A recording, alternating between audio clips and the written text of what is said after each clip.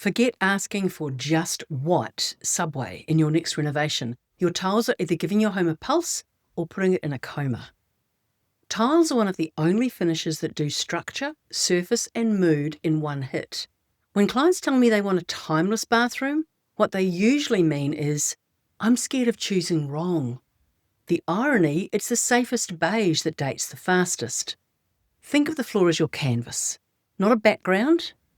Full body porcelain in clay tones, like the Chroma series from Academy Tiles, gives you that earthy, European feel and actually stands up to real life.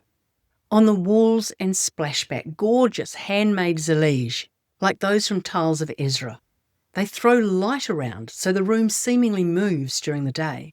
Curved shower walls, nibs, awkward bulkheads.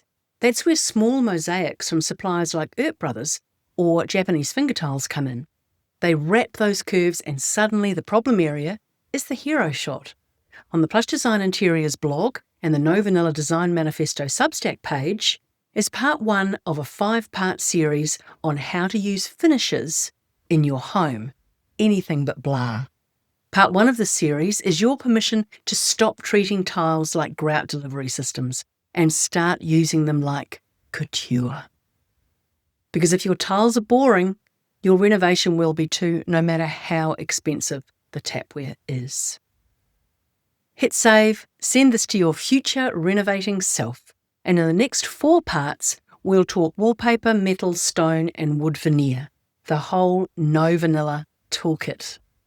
I'm Penelope Herbert, interior designer and anti-blah campaigner. Your home deserves a personality, preferably yours. Find out more on the Plush Design Interiors blog or the No Vanilla Design Manifesto on Substack. Stay authentic, design divas.